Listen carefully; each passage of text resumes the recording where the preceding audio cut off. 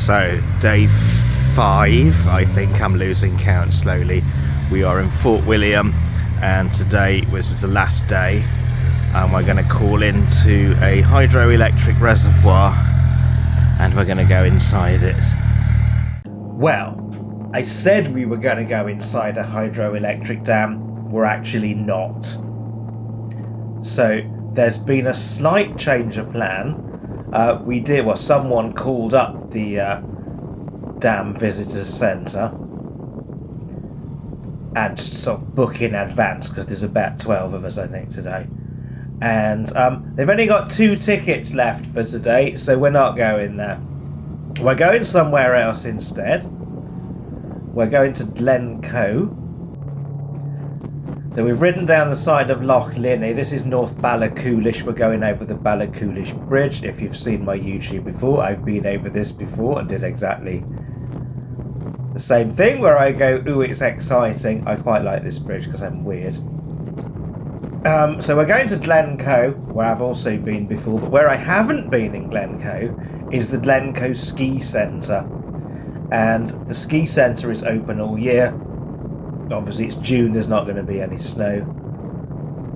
Well, you never know on top of the mountain, but and we can go up on the chairlift. So this is the beginning of Glen Coe.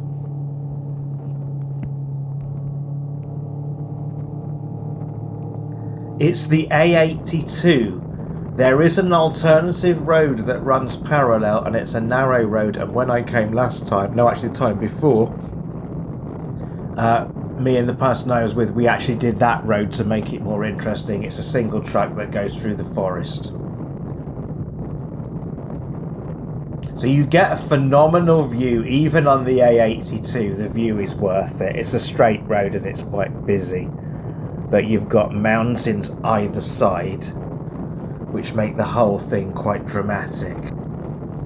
There's a small car park that I know we're going to turn into.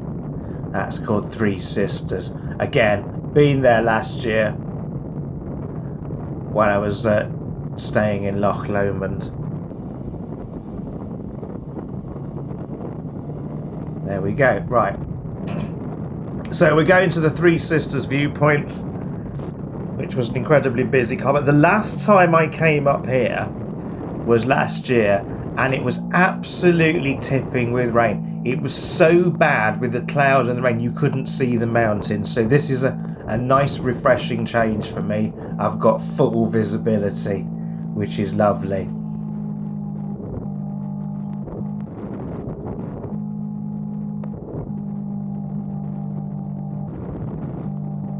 This is a dramatic road in any circumstances. Let's go round these.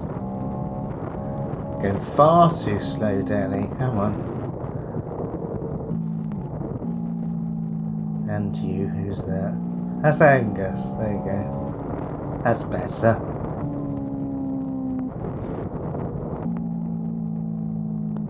Right, so we're calling in to the Three Sisters viewpoint. And there's Ross. Way ahead of the others. Now, I'm doing him a favour by filling the gap. I wasn't speeding, honest. Here it is.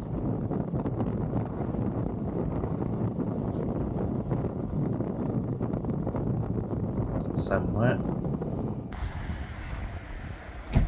Right, we took some pictures and we're going to get back on the bike, but look, there's the Three Sisters and the obligatory camper vans. We're back on the road. It's not far now to the ski centre. So the ski centre, the Glencoe Ski Resort, was one of the, possibly the first ski resort purpose-built, at least, in the UK. And to be fair, there's not many of them anyway. And the mountain that the ski lift goes up is the Meall. That's my attempt at Gaelic pronunciation. Please let me know if it's any good. I think it's about 1,000 metres. I might be wrong. It's not that one, it's a bit further on yet. But I'm looking forward to going to the top of a mountain without having to actually do any climbing, because in bike gear it would be an absolute pain. We've certainly got a good day for going up a mountain, and that waterfall there makes up for the lack of hydroelectric dam to visit. Right, here we are, the Glencoe Ski Resort. We're already quite high up. Panoramic Cafe, okay. Chairlift, that's us. It's a grotty access road. Yeah, I'm not going on the gravel, mate. Fuck off. Right. So that's the mountain in front of us, Meall. I know it's only the access road to a ski resort, but the potholes are shocking. Right, here's the car park. It's very steep, so it's going to be a fun one to park the bikes. As long as we're leaning down the hill but not too far, we'll be absolutely fine. Gonna go in at an angle. Very steep car park, so 45 degrees angle, pointing up the hill like that. Danny's going in straight. Okay. Lunch and ski lift. We're on a ski lift in June, and it's a long way down. Look at that. Cheese. I mean, it's very nice, yeah, but 17 quid for a chairlift. Right, that was Glencoe. We had some lunch. The cafe was marginally okay. Unfortunately, we arrived between breakfast and lunch service, so we could either wait or have a pre-packed sandwich, which is what I have opted to do. But we're back on the road. And where we're heading now is further south on the A82 and A85 towards Inveraray. And I've been to Inveraray before. I really liked it, so I'm looking forward to going back. And here we are. This is Inveraray. Now, I've been to Inveraray before. I really like it. You come into the town through this little archway that goes over the road. Now, it's a very beautiful and very peaceful Georgian seaside town. I do like that archway. I've also stayed in that hotel there, the Inveraray Inn. Now, the reason it's all Georgian and got these arches is because it was subject to some town planning in the 18th century by the owners of Inveraray Castle, who basically demolished the entire town. Well, not the entire town, but demolished a lot of the town and tried to rebuild it to make it look nice. I'm not sure that the people that lived in the original houses would have been so keen as to have their houses demolished. But essentially, you've got a really nice looking town, and it's very peaceful. And there in the background is a rather interesting boat, which I'm going to go and have a look at in a minute. But it overlooks Loch Fyne, and we're going to park the bikes here. I'm probably going to get some chips. There's also a jail that you can visit as well. But before that, I want to go and find out about this boat over here. It's a Clyde puffer called the Vital Spark, built in Yorkshire, and it's the namesake of one used in a television series. Right, we're off. This is kind of the last place of interest on the trip, so it's a little bit sad to be ending. We are going to go over some nice mountain roads back into Glasgow, but as you'll know, you may or may not have noticed, we're only one group today, and people have been dropping off as and when they're returning home. So I think there's only about 8 of us left. Right, so we're leaving Inveraray. We're going along the side of Loch Fyne. And I've been here before. I've been up to Inveraray Castle before. As you get out of the town, you get quite a nice view over the bridge of Inveraray Castle itself, which is just down here.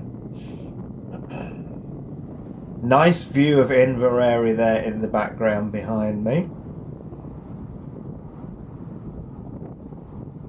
It's a very, very idyllic setting. Highly recommended popping in here. And the chips were absolutely delicious. The bridge is controlled by traffic lights. That's what the hold up is. It's a very attractive old bridge.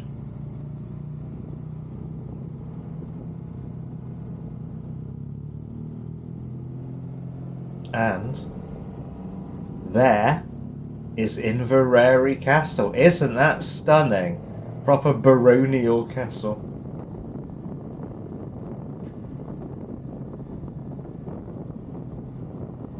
Right, and that's pretty much it. Thank you for watching. It's been 5 days, or 6 if you include the first day. It's been absolutely phenomenal. I want to do it again. I highly recommend doing the NC500. I highly recommend doing it anti-clockwise. I highly recommend bringing something waterproof. Not necessarily for yourself, but for your things. I wish I'd had a waterproof container to put my phone and my cigarettes in. I found it difficult to charge my phone on the bike. I didn't sleep particularly well in some of the campsites, particularly when there was a storm. I didn't expect it to go as cold as 4 degrees, which it did overnight in Scoury. But, all in all, it's been an absolutely fantastic ride. I would go and stick my neck out and say it's been the best motorcycle tour I've ever done. And I'm looking forward to doing it again next year. It's been amazing.